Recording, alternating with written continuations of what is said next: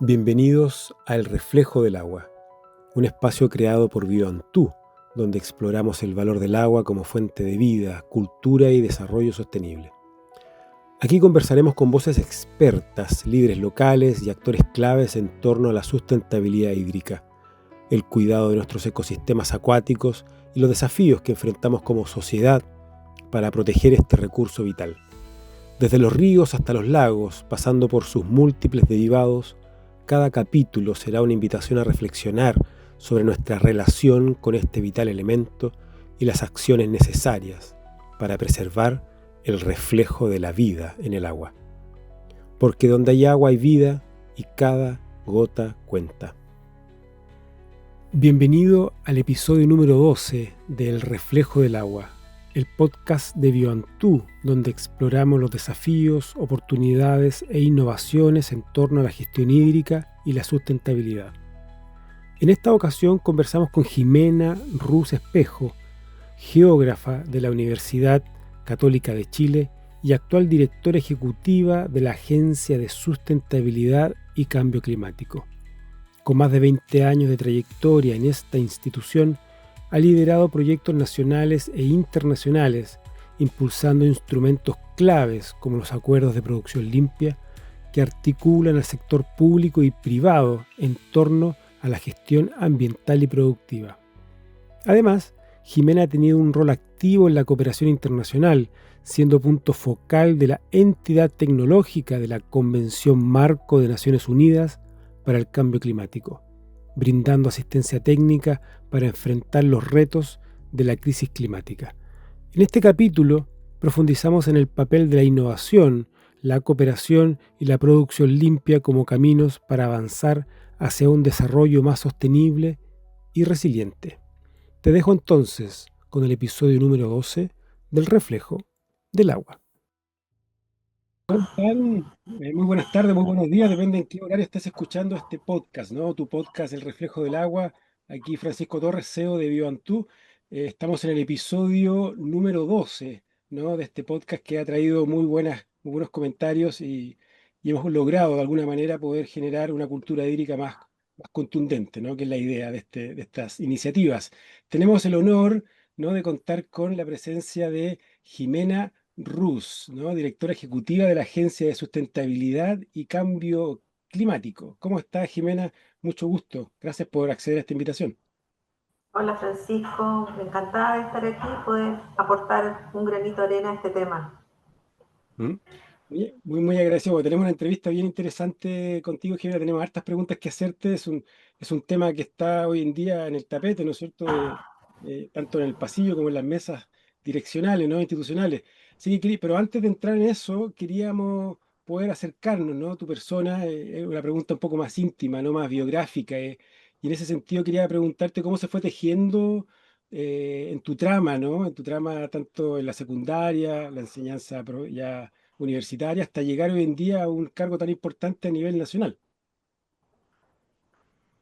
Bueno, la verdad es que yo soy geógrafo de profesión, estudié en la Universidad Católica y el tema de la geografía fue un tema que siempre me gustó y me puse a investigar un poco qué carreras tenían que ver con esto y apareció esta carrera de geografía que uno la asocia más como a historia y geografía, pero en realidad es una carrera que te entrega una visión de lo que está pasando con los fenómenos naturales y humanos en un territorio dado, con mucha planificación, tanto territorial como urbana, y también muy negado al desarrollo sostenible. Entonces, de alguna manera, la gama digamos, de estudio que tenía esta carrera me fue súper interesante. Y así partí. Partí decidiendo estudiar geografía para ser geógrafo y hice mi memoria en contaminación de aguas y su incidencia en la salud. Mira, Y eso me llevó a trabajar en lo que era el antiguo SESMA, el Servicio de Salud Metropolitano del Ambiente, que hoy día son las Seremis de Salud, ¿ya? De la región metropolitana, y también muy ligada a todo el tema de saneamiento básico, agua, contaminación ambiental para después ya hace casi 23, 24 años que estoy en la Corfo, en lo que son los acuerdos de producción limpia. Y eso es un poco así en resumido. Y bueno, siempre he estado ligado al tema ambiental desde mi carrera, desde mi memoria, desde mis primeros trabajos, siempre muy relacionado a eso. Muchas gracias, Jimena. Bueno, una linda trayectoria. Y a propósito de trayectoria, ¿no? Estamos celebrando el aniversario número 25, ¿no? Justamente de esta agencia de sustentabilidad. Entonces, me gustaría que para poder acercar un poquito más a la audiencia, ¿no? Aquellos que nos están escuchando y quizá por primera vez, ¿no? Muchos de ellos quizás están escuchando el nombre de esta agencia. Entonces, si puede acercarlo un poquito más y decirnos cómo se gesta la agencia y cuáles son sus principales objetivos en el país, Jimena. Y así, efectivamente, estamos el mes pasado, el 25 de julio, cumplimos 25 años como institución, como un comité Corfo, y esto se gesta eh, porque Chile quiere incorporar lo que llama producción limpia en las empresas chilenas. Y esto nace en el Ministerio de Economía como una Secretaría de Producción Limpia. Mm, Era una secretaría bastante chiquitita, y luego se dice, bueno, ¿cómo hacemos que esto crezca y aborde más empresas? Y se forma este comité en Corfo que se llama Consejo de Producción Limpia, para después ir cambiando de nombre a medida del tiempo en Consejo Nacional de Producción Limpia, hasta en el año 2017 pasar a lo que hoy día es Agencia de Sustentabilidad y Cambio Climático, pero mm, siempre ha ido evolucionando junto a los desafíos ambientales que tiene nuestro país. Entonces, cuando pasamos a ser Agencia de Sustentabilidad y Cambio Climático, era algo porque el tema cambio climático ya pasaba a ser un tema relevante y la forma como para poder avanzar es a través de introducir prácticas más limpias en la producción nacional. mm. Y de alguna manera hoy día somos una institución clave para la implementación de las estrategias climáticas a largo plazo que tiene Chile y todos los instrumentos con los cuales nos hemos comprometido a nivel internacional. Mm. Perfecto, perfecto. Oye, y en ese andar, ¿no? Nosotros hemos leído, estamos al tanto de que ustedes se fijaron para el año 2022 y el 2026, que lo estamos transitando claramente ese periodo, se fijaron 5 desafíos, ¿no? Muy claros, que los voy a enumerar. El primero era carbono neutralidad, segundo, seguridad hídrica, aumentar resiliencia, participación temprana y transferencia tecnológica, ¿no? Pilares muy, muy importantes, ¿verdad? A nivel nacional. Y estamos a un año de cumplir ese plazo, ¿no? Estamos en 2025, estamos por cerquita del 2026. Entonces, ¿qué objetivos se plantearon, sobre todo en el tema seguridad hídrica, ¿no? Que es un poco el tema de este podcast y cómo vamos al día de hoy en su implementación, Jimena? Súper, bueno. Mira, efectivamente, uno de los grandes efectos que tiene el cambio climático, y en el caso nuestro, en nuestro país, es el tema hídrico. O sea, somos un país vulnerable y por eso nos pusimos como desafío la seguridad hídrica. O sea, intentar disminuir los efectos de toda esta escasez en el país a través de poder desarrollar algunas soluciones que permitieran a las empresas y a los territorios eh, avanzar en esa línea, que es la seguridad. Y por eso nos propusimos 3 líneas de trabajo. Uno, seguir con nuestros acuerdos de producción limpia, que es un instrumento en el cual nosotros tomamos a un sector productivo y vemos las posibilidades de hacer eficiencia. Y entre ellas estaba la eficiencia hídrica. O sea, ¿cómo puedo producir lo mismo Mm, consumiendo menos agua? mm, ¿Ya? Y en este caso tenemos una fuerte línea de trabajo y todos nuestros acuerdos de producción limpia incorporan la eficiencia hídrica. Hay una segunda línea que tiene que ver con la huella del agua, es decir, cómo yo empresa aporto tanto a disminuir mi huella de agua, pero también ir más allá de eso, sino que también aportar a mi comunidad y a mis territorios con proyectos concretos. ¿Ya? Y eso se traduce en un estándar que nosotros hemos llamado certificado azul. mm, Y una tercera línea que tiene que ver con la gestión hídrica comunal. Dijimos, bueno, aquí el tema de la seguridad hídrica no es un tema específico de una empresa podría ahorrar mucha agua, pero el problema es de la cuenca y puede quedarse sin agua y puede dejar de producir porque no tener la capacidad, porque el agua es un tema que está inmerso en un territorio y somos todos de alguna manera los que tenemos que avanzar en esa línea. Y por eso creamos la tercera línea de trabajo, en el cual nosotros trabajamos por cuencas o subcuencas, con todas las comunas de esa cuenca o todas las comunas de esa subcuenca, generándole hojas de ruta, o sea, una línea de trabajo, pero es una línea de trabajo que está alineada a objetivos que van más allá de la comuna. Son objetivos que tienen que ver con una planificación como bien lo dije, de toda esa cuenca y a cargo del gobierno regional. Entonces, nuestro aliado aquí y nuestro socio estratégico es el gobierno regional para apoyar a que estas comunas tengan estas hojas de ruta que les permitan empezar a trabajar en proyectos concretos. Perfecto. Oye, y me quiero quedar justamente en esto, en las cuencas, porque eh, confírmame si es lo mismo, rectifícame. ¿Este es lo que ustedes le llaman el acuerdo voluntario de gestión hídrica en cuencas? Sí, Ya, sí, y efectivamente. en ese sentido, este acuerdo voluntario, ¿no? Que es súper relevante, ¿no? El que así sea. ¿Cómo ha sido la recepción en los territorios, justamente, y si tienes casos referentes de implementación? Ya me dijiste que los gobiernos regionales están apoyando, ahora el MOP, ¿no es cierto?, está licitando este programa, ¿verdad?, de estudio, ¿no? De diferentes, más de 18 cuencas en estudio a nivel nacional. Entonces, ¿cómo ha sido la implementación y la recepción en los territorios con estos acuerdos voluntarios? Quiero colocar ahí entre comillas. Ya, mira, para explicarte un poco en qué consiste este programa de gestión hídrica local o estrategia de gestión hídrica local, nosotros tenemos que tener como socio al gobierno regional. Si el gobierno regional no está, nosotros no avanzamos en esto. Mm, ¿Ya? Esa es mm, la primera condición. mm, Segunda condición, nosotros le decimos al gobierno regional, mire, este programa tiene tres componentes. El primer componente es construir una hoja de ruta para cada comuna. ¿Ya? El segundo componente es cómo implementamos esa hoja de ruta en las medidas de corto plazo. ¿Por qué? Porque nosotros necesitamos dejar con capacidades a los municipios para que puedan avanzar y empiecen de alguna manera a gestionar su hoja de ruta. ¿Ya?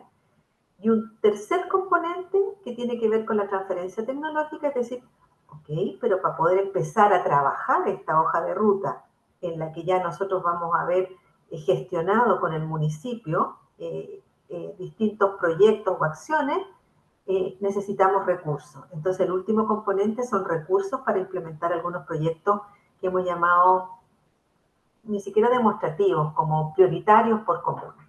mm, La gracia es que esto lo estamos haciendo, partimos con la región metropolitana, primero con 30 comunas, ahora estamos sumando el resto de las comunas que no tenían, pero también lo estamos haciendo en Ñuble, que también entregamos ya sus hojas de ruta, y en mm, O'Higgins. ¿Ya? mm, mm.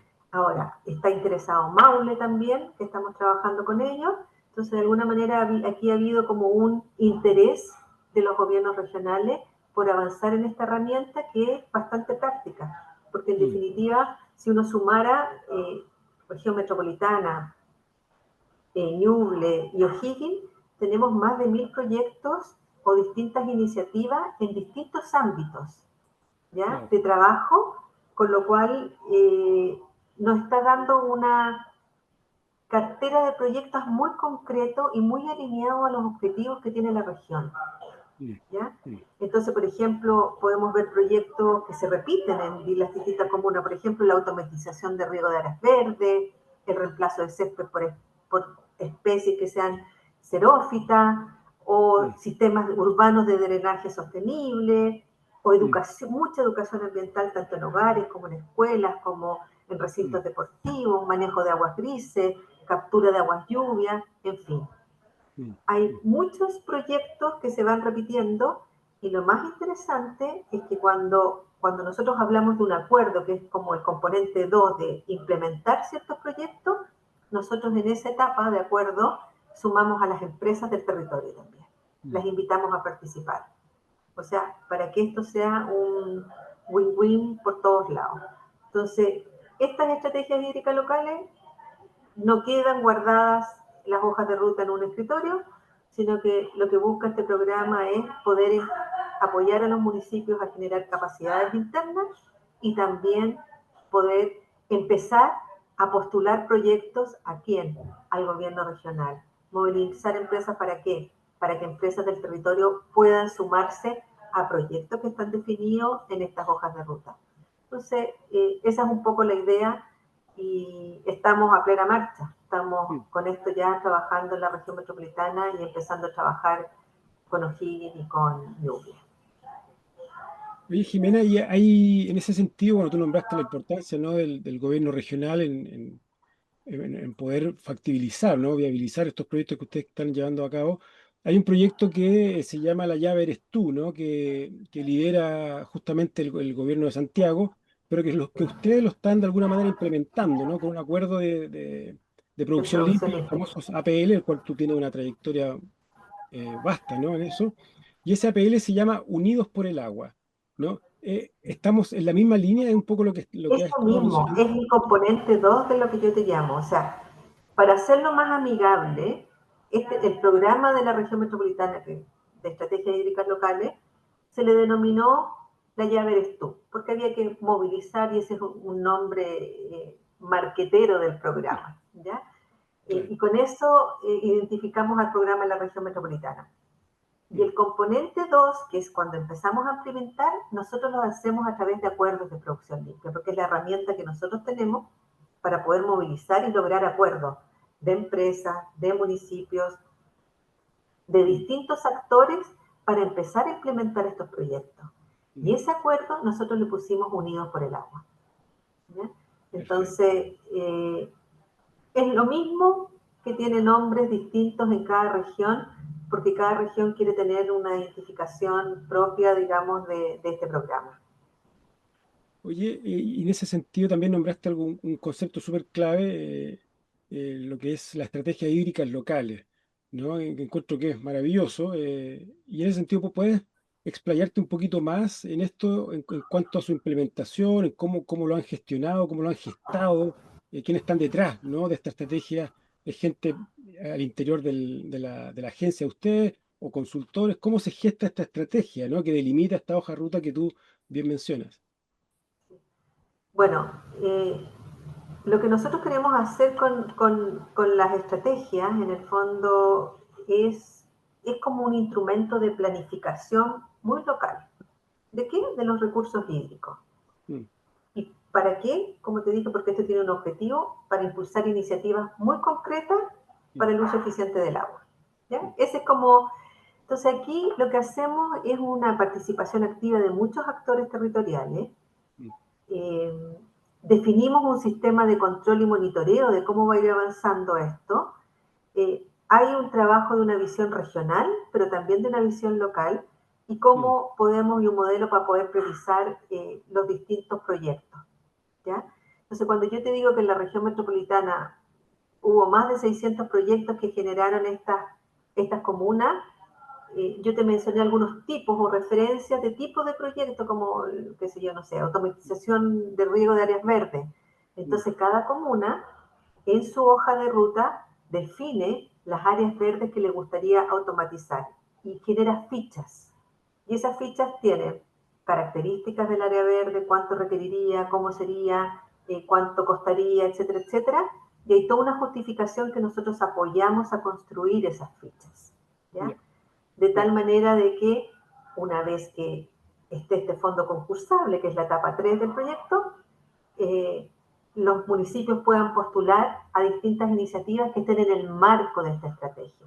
Entonces, todos estos proyectos fueron revisados. ¿Por quién? Por una gobernanza, y una gobernanza que se creó como una especie de comité regional que lo lideraba el gobernador, pero había además distintos otros actores y socios estratégicos. Por ejemplo, estaban las empresas sanitarias, estaban los servicios públicos, estaba eh, el MOP, PGA, Medio Ambiente, etcétera.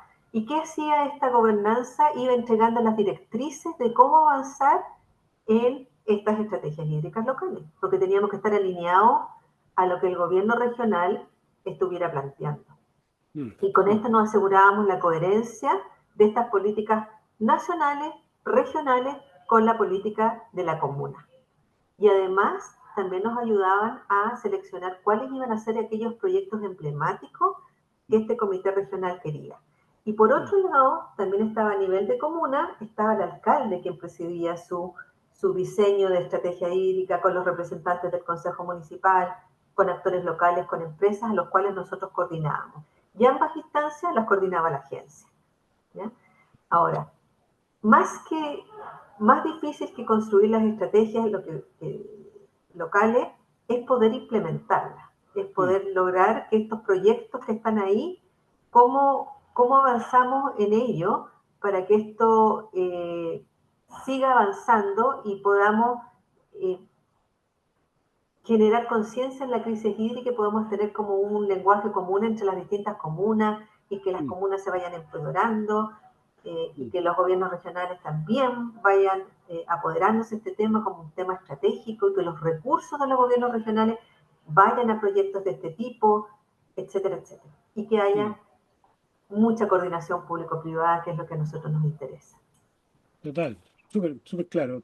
Y Jimena, bueno, hay algo súper concreto que también lo mencionaste un ratito atrás, que es el certificado azul, ¿no? Que justamente ahora los que están escuchando este podcast dentro de agosto, ¿no? Culmina el 31 de agosto el deadline de la postulación, ¿no? ¿Qué es este certificado azul? ¿En qué consiste? ¿Y qué beneficios pudiesen tener de alguna otra manera aquellos que postulan a este galardón? Bueno, el certificado azul, a diferencia de lo que te comentaba antes, que en el fondo ahí juega un rol clave el gobierno regional y los municipios para crear estas hojas de ruta, en este caso, este es un trabajo uno a uno con empresas. Son las empresas las que de alguna manera quieren aportar a la seguridad hídrica del territorio a través de su gestión, ¿ya? Entonces aquí hay una mirada en que se fomenta a que la empresa esté visualizando todos los riesgos y los beneficios compartidos que tiene el avanzar en una huella del agua. ¿Ya? ¿Y por qué digo esto? Porque en definitiva esto es un estándar y es un estándar que tiene distintos niveles. ¿Ya? Entonces la empresa parte midiéndose su huella de agua directa a través de una metodología ISO, ¿ya? Y esa huella le permite a él generar indicadores y poder hacer como un plan de mejora, ¿ya? Eh, Hay un segundo nivel en que ya dice, ok, ya me medí, tengo mi plan y lo que voy a hacer ahora es voy a gestionar algunos puntos críticos para poder reducir los impactos de mi huella de agua, ¿ya? Y de esa forma yo estoy mejorando el consumo mío, pero también de la cuenca. Y por último, hay un nivel 3 en el cual quiero hacer también algún aporte, algunos indicadores de impacto territorial. ¿Ya? Entonces, por ejemplo, yo podría tener un proyecto en el cual no solo estoy preocupado de mi proceso productivo, sino que también considero mi cadena de suministro. Esto, por ejemplo, en el tema agrícola pasa mucho. O sea, si yo empiezo, yo, no sé, produzco salsa de tomate, pero si además me preocupo de la gestión y puntos críticos de la huella del agua de mis productores de tomate, yo estoy haciendo un aporte y una reducción externa. Y eso tiene un nivel superior o nivel 3 en el cual también es reconocido. Entonces, este estándar que se construye me permite, en definitiva, certificarme como una gestión eficiente del agua, de mi huella directa de agua. Oye, Jimena, y la adhesión o el eco dentro del mundo privado de las empresas, eh, ¿cómo hay algún barómetro que tú puedas decir, sabes que hay una cantidad numerosa, ¿no? de empresas que quieren adherir, ¿no? a este certificado o ha estado lento? Mira, esto no es fácil, es difícil. Es difícil certificarse en huella del agua, ¿ya? Ya. porque hay muchas mediciones, perdón, y muchos antecedentes legales que se requieren. Sin embargo, esto ha sido principalmente de interés de las grandes empresas. ¿Ya? A la fecha han adherido 92 empresas. Hay algunas empresas que adhieren con más de un local o instalación o establecimiento. Por lo tanto, son más de 150 establecimientos los que también están trabajando en huella del agua, en el certificado azul. Perfecto. O sea, Perfecto. podríamos hablar de que 100 empresas. ¿Ya? Y de esas, hasta la fecha, se han certificado 38 empresas con casi un poquito más de 40 establecimientos. ¿Ya? Pero son mayoritariamente grandes empresas. Hay algunas medianas y creo que hay una pequeña. ¿Ya? Todo el resto son grandes empresas. Ahora, lo que nosotros estamos haciendo en esta convocatoria, se han unido otras empresas nuevas, como está Intel, está Coca-Cola, está Aristía, por nombrar algunas, ¿ya? Pero lo que estamos haciendo, dijimos, esto no nos está funcionando para las medianas y pequeñas con la rapidez que nosotros queremos. Entonces, estamos trabajando más estratégicamente y, por ejemplo, tomamos un proyecto con las viñas de la sexta región, eh, a través de ciertos recursos que entregó el gobierno de O'Higgins, y esas viñas las estamos trabajando y con ellas trabajamos el certificado azul. Fue como un apoyo más uno a uno, el entender la huella del agua y ir orientándolos en este trabajo. Porque al resto, todas las que te mencioné antes, trabajan solas. Ellas adhieren y en forma totalmente independiente, sin nuestro apoyo, ellos van demostrando los logros y nosotros certificamos cuando se demuestran a través de una auditoría que se realiza. Pero en el caso de las viñas, ahí hubo un apoyo directo a todas ellas en su conjunto. Y ahí esperamos que logremos certificación. Perfecto. Te agradezco la respuesta. Oye, y si nos seguimos concentrando en el mundo de las empresas, ¿no? Ahí sabemos que hay una gran contaminación en nuestros recursos hídricos por envases y embalaje, ¿no? Y hay una APL, un acuerdo de producción limpia, llamado el ecoetiquetado, ¿verdad? Que data de unos par de años atrás, más de 5 años atrás, ¿no? Entonces, si puedes contarnos ya con varios años de implementación de este APL, de ecoetiquetado, cuántas empresas o bien productos han acogido este acuerdo, y si es solo va a llegar a un acuerdo o va a llegar el momento en que esto se promulgue como ley. Ya, mira, efectivamente nosotros empezamos a trabajar una ecoetiqueta porque decíamos qué difícil para la gente es poder reconocer si este envase es reciclable o no. Mm, ¿Ya? Entonces, esta ecoetiqueta de alguna manera, en forma muy simple, te permitía saber si el envase era reciclable o no y por lo tanto tú tenías el manejo adecuado de eso. Eh, ¿Qué pasó? Pasó que hicimos un acuerdo de producción limpia, se trabajó con muchos expertos, casas certificadoras, empresas que generaban envases en el fondo, y ese acuerdo terminó y partimos con una PL2, que mejoramos todo lo que habíamos encontrado y generamos un protocolo de trabajo. ¿Ya? Como resumen, hoy día tenemos más de 4.400 productos que pueden utilizar el sello, ¿ya? Y el ujú, sello se llama Elijo Reciclar, un sello verde. mm, Y esto fue un esfuerzo importante porque fue mucho diálogo, muchas reuniones, muchas conversaciones, muchos expertos para poder generar este protocolo.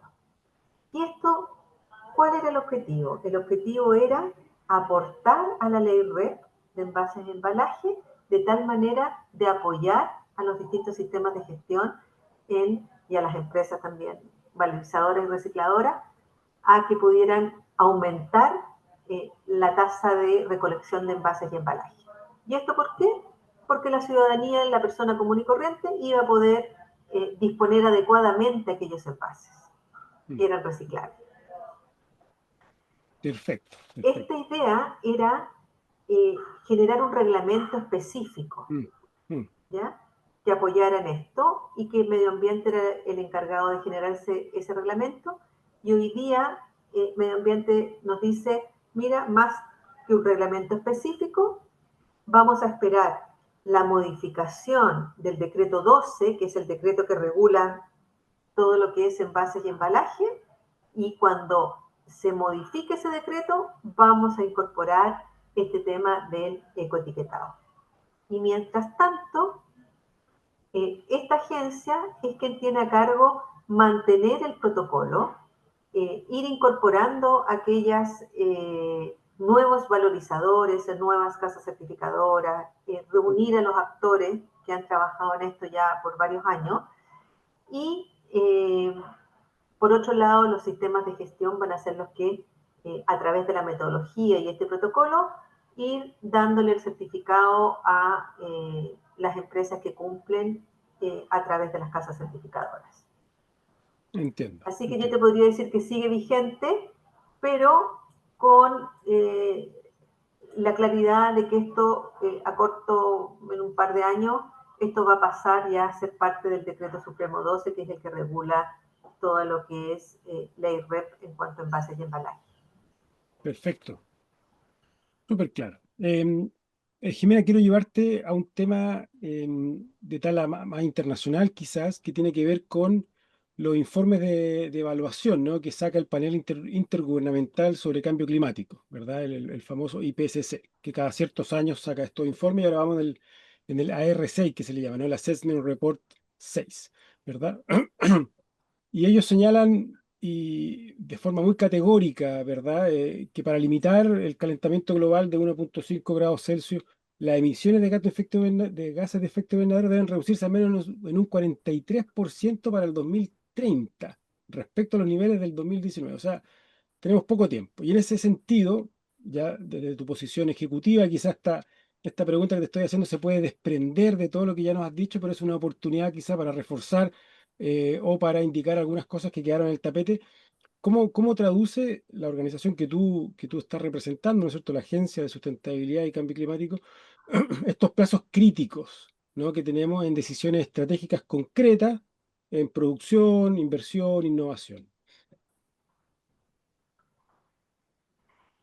Ya, a ver, mira, nosotros como Agencia de Sustentabilidad y Cambio Climático nos hemos propuesto varias cosas. Hay varias cosas que hemos contado con el apoyo, otras que han nacido de otros actores relevantes del sector público y que nos han confiado en nosotros, como por ejemplo, nosotros estamos hoy día con varios cambios normativos, algunos ya están materializados, en que nos van a dar una gobernanza más potente como agencia. ¿Ya? Como te digo, una gobernanza más potente como la agencia, en nuestro consejo directivo van a estar presentes 3 ministros y el vicepresidente de Corfa, ¿ya? Además de otras instituciones públicas y actores del mundo privado. Pero digamos, esta gobernanza más potente va a estar dando lineamientos, va a estar Medio Ambiente, Economía, Energía, como ministro más el vicepresidente Corfo, nos van a estar dando los grandes lineamientos para que esta agencia movilice con mayor fuerza al sector privado. Se sabe que para poder cumplir con las reducciones necesarias requerimos movilizar al sector privado. Necesitamos materias concretas o inversiones en tecnologías limpias para que los distintos sectores productivos puedan aportar a estas reducciones. ¿Ya? Entonces esa yo te diría que es la como primera gran línea. ¿Ya? La segunda línea es que nosotros estamos muy alineados a todos los planes de mitigación y adaptación que estableció la Ley Marco de Cambio Climático. Es decir, son más de 17 planes que hoy día existen por sector. O sea, energía tiene un plan, economía tiene plan, el Ministerio de Obras Públicas tiene planes, salud tiene planes, las distintas instituciones, tanto de adaptación como de mitigación, y todos ellos nosotros somos partícipes y ofrecimos nuestro apoyo en acuerdos de producción limpia. En algunos quedó más concreto, en otros no, pero de alguna manera poder movilizar siempre el sector privado y que en aquellas medidas a través de la voluntariedad. Lo otro que está ocurriendo que es importante es que existe hoy día un programa que se llama Desarrollo Productivo Sostenible, que está apoyando distintas iniciativas con foco en descarbonización. ¿Sí? Y en ese sentido, nosotros también estamos siendo apoyados por ese programa lo lidera hoy día el Ministerio de Economía, y nos ha permitido aumentar el número de acuerdos de producción limpia o el número de sectores con los cuales nosotros estamos trabajando. ¿Sí? Así que esperamos que esa línea se mantenga y siga porque ha sido un aporte muy significativo a la descarbonización con medidas concretas. Yo te diría que esos son como los tres grandes cambios. Uno, por un lado, estos cambios normativos, mayor instancia relevantes como un mayor número de ministros clave en nuestro consejo directivo. Dos, los recursos que nos están llegando. Y tres, todo nuestro aporte y mucha coordinación con el resto del sector público en los planes de mitigación y adaptación. Hay un cuarto que te voy a decir que yo también creo, bueno, tengo muchos más, pero hay un cuarto que también para nosotros es relevante. Estamos trabajando fuertemente con la banca. Partimos con una capacitación fuerte con todo lo que son los proveedores de financiamiento y eso queremos que siga creciendo. Queremos que entiendan lo que son las inversiones en tecnologías limpias y cómo evaluar ciertos proyectos de tal manera que sea fácil para la banca entender ciertas líneas de trabajo que se van a empezar a impulsar. Entiendo. ¿A eso te refieres? Bueno, hay ciertos bancos, ¿no?, que están dando ciertos créditos verdes. Te Exacto. refieres en esa línea, ¿no? En esa línea. Lo que pasa es que hoy día estos bancos están muy claros, por ejemplo, en todo lo que son, no sé, paneles solares. Está clarísimo. ¿No? Pero cuando tú hablas de economía circular, que puede ser millones de cosas, ahí no estamos tan claros. Cuando Perfecto. estamos hablando de biodiversidad, no es tan clara el aporte o cómo evaluar esos proyectos. Entonces, ahí hay que hacer un trabajo. Oye, y ya llegando al final, pero hay una pregunta que no quiero dejar atrás, que tiene que ver con ciertas dudas que yo sé que en este momento están teniendo la audiencia, ¿no? Cuando hablamos de acuerdos y acuerdos voluntarios, si pudiéramos ponerle el factor tiempo, ¿no? ¿A qué se refiere un acuerdo? ¿Tiene una fecha de inicio y una fecha de final establecida? ¿Se va trabajando a medida que se va poniendo en marcha el proyecto? ¿Qué es un acuerdo voluntario? ¿Cuánto dura finalmente? ¿No? Para que la gente un poco entienda a qué nos estamos refiriendo. Perfecto. Mira, esta agencia, su principal instrumento son los acuerdos de producción limpia, que son acuerdos voluntarios. Mm, ¿Ya? mm, Nosotros tenemos otros tipos de acuerdos, por ejemplo, los acuerdos de participación temprana, pero no mm, me voy a referir a eso para no mm, enredar a nuestra audiencia. ¿Ya? Cuando hablamos de acuerdos de producción limpia, estamos hablando de un documento que tiene un estándar claro, con metas, con acciones, con plazos, con indicadores, que se ha construido con un determinado sector productivo, con un determinado territorio específico y en el cual las empresas adhieren voluntariamente. Entonces, por ejemplo, nosotros acabamos de, no sé, o firmamos un acuerdo de producción limpia con el sector plantas desaladoras. mm, Y aquí la asociación gremial va a liderar, y es con quien nosotros nos relacionamos, la construcción de ese diagnóstico de las brechas y las oportunidades de mejora. Y con eso, una vez que uno tenga claridad en ese diagnóstico, hace una propuesta de acuerdo que se negocia con el sector público. Y el sector público dice, sí, estoy de acuerdo que esta brecha existe y que esta es la forma de, no, aquí me gustaría que esto fuera más allá, porque en realidad estamos con este problema con las plantas desaladoras, y en definitiva se van estableciendo mm, mm, metas y acciones muy concretas para cumplirlas, y se define un plazo. mm, Las empresas adhieren voluntariamente y todas al mismo tiempo van cumpliendo ese estándar. mm, ¿Ya? mm. Perfecto. Entonces, eso que nos genera a nosotros muchas economías de escala, Mm, porque es un diagnóstico para un sector, son empresas que al mismo tiempo están trabajando, entonces si hacemos talleres son para todas las empresas al mismo tiempo. Eh, a su vez, el sector privado también genera economías de escala porque puede de alguna manera apoyarse con ciertas tecnologías o ciertos compromisos que ha adoptado en forma eh, en que todas juntas estén avanzando en esa iniciativa. En mm. definitiva, eso es un acuerdo. ¿Ya? Perfecto. Y sí, tiene un inicio, tiene un tiempo acotado, el cual puede después transformarse en un acuerdo número 2 o número 3. Nosotros tenemos asociaciones gremiales que llevamos muchos años trabajando y han tenido un impresionante avance en temas ambientales y de sustentabilidad. ¿Ya? Oye, Aquí lo Jimena, importante es solo decir que sí. los acuerdos van más allá del cumplimiento normativo. Esa es una de las características que tiene. Mm. Y en ese sentido, porque al ser voluntario hay un espíritu de colaboración mutua, claramente, y no recae, por ende, entonces, multas en caso de no cumplimiento de esos acuerdos. No, porque No se trabaja esa para parte. nos, claro, para nosotros la voluntariedad es una característica muy positiva. Mm, Quien se compromete voluntariamente a algo es porque está convencido. mm, No hay una norma detrás, nadie le obliga a decir quiero avanzar en esto. mm, Muchas veces es una decisión del grupo de empresas, del directorio de la asociación gremial, porque considera que esa es la forma, por ejemplo, de llegar a mercados externos, poder exportar de mejor calidad, mm, porque se lo están exigiendo, o mm, porque viene una futura normativa y que mm, bueno empezar a adelantarse a trabajar esto, mm, o porque hay un tema reputacional, hay un tema, o sea, pueden ser muchas las razones por mm, las cuales un determinado sector quiere avanzar en temas y hoy día hay más conciencia de lo que había hace veintitantos años atrás. Nosotros hoy día son las asociaciones gremiales las que se nos acercan, hace 25 años nosotros andábamos convenciendo para que firmaran acuerdos. Hoy mm, día no necesitamos convencer.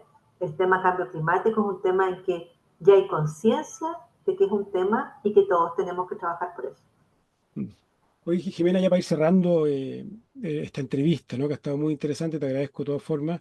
En tu rol ya como líder, ¿no? Líder de una agencia importante a nivel nacional, ¿cómo visualizas tú el futuro, ¿no? De esta gestión hídrica y ambiental donde tenemos tiempos acotados, ¿no? Para poder generar o revertir procesos o estabilizar quizá procesos y no revertir.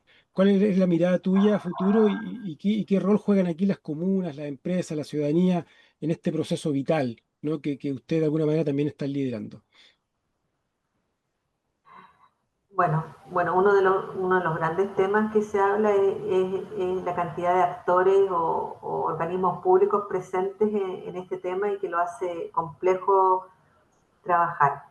Desde nuestro punto de vista, bueno, nosotros creemos que la gestión hídrica tiene que ser un modelo muy resiliente, o sea, tenemos que ser capaces de adaptarnos a los desafíos que estamos teniendo a nivel territorial, pero también tiene que ser descentralizado. Mm, ¿Ya? El problema que tiene la región metropolitana no es el mismo que tiene Coquimbo, no es el mismo que tiene la región de Atacama, etcétera. Por lo tanto, tiene que ser descentralizado y muy colaborativo. Aquí esto no es de parcelas, esto hay que integrar activamente a las comunas y también a las empresas y también a la ciudadanía, porque son como de alguna manera todos actores claves del proceso. mm, Y lo que nosotros hemos tratado de hacer es que exista esta gestión integrada del recurso hídrico y que exista una adaptación que esté basada en esta colaboración público-privada, que es lo que nosotros hacemos, ¿ya? mm, De que se dé esa sinergia entre ambos actores. O sea, a las empresas sanitarias les interesa una buena gestión. mm, No pueden digamos, tener el riesgo de no poder abastecer a su mm, ciudadanía. ¿Ya? mm, Por mm, eso los planes de adaptación locales, la infraestructura hídrica resiliente, un monitoreo permanente, la educación ambiental, todo eso sirve para poder hacer comunas más resilientes y hacer, digamos, que la gestión hídrica tenga frutos. Bueno, muchísimas gracias, Jimena Ruz, directora ejecutiva, ¿no?, de la Agencia de Sustentabilidad y Cambio Climático. Te queremos agradecer montones por tu tiempo, ¿no?, tu disponibilidad y claramente el liderazgo que estás teniendo al interior de la Agencia Nacional. Muchas gracias, Jimena. No, gracias a ti por esta oportunidad. Chao, chao. Bueno, chao, chao, que estés muy bien. Por acá, como se despide usted, Francisco Torres, CEO de Vivantú, en el podcast El Reflejo del Agua. Hasta un próximo episodio, que estés muy bien. Gracias por acompañarnos en este nuevo capítulo del Reflejo del Agua. Agradecemos a Jimena Ruz Espejo por compartir con nosotros su valiosa experiencia y visión sobre la importancia de la producción limpia, la cooperación público-privada y los desafíos que enfrenta Chile en materia de sustentabilidad y cambio climático. Si este episodio te inspiró, te invitamos a compartirlo, seguirnos y ser parte de esta comunidad que busca fortalecer la cultura hídrica y ambiental en nuestro país. Soy Francisco Torres, CEO de Vivantú, y esto fue El Reflejo del Agua, porque el futuro se escribe con agua y con conciencia. Hasta la próxima.